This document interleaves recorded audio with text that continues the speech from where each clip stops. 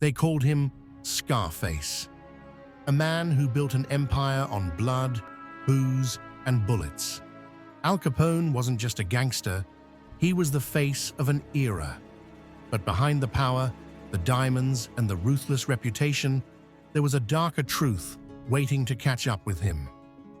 Born Alphonse Gabriel Capone on January 17, 1899, in Brooklyn, New York, Capone grew up as one of 9 children in an immigrant family.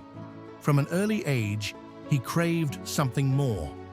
Expelled from school at 14, he turned to the streets, and the streets welcomed him with open arms. His rise began under the mentorship of Johnny Torrio, a Chicago crime boss who taught Capone the art of combining violence with diplomacy. By 1925, Capone had taken over Torrio's empire, ruling Chicago's underworld with an iron fist. Prohibition wasn't just a law to Capone, it was an opportunity. Bootlegging, speakeasies, and racketeering made him millions, but it also painted a target on his back. In 1929, the St. Valentine's Day massacre shocked the nation.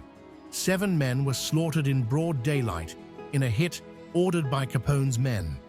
Though he denied involvement, his reputation as the most dangerous man in America was cemented. But the higher you climb, the harder you fall. The government couldn't pin murders on him, but they had another weapon: taxes. In 1931, Capone was convicted of tax evasion and sentenced to 11 years in federal prison. Stripped of his power, his empire crumbled.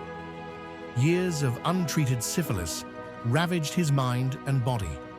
By the time he was released in 1939, Al Capone was a shell of the man he once was.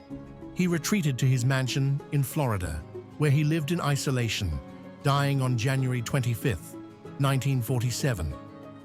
Al Capone rose to unimaginable power, but in the end, even he couldn't outrun the consequences of his sins.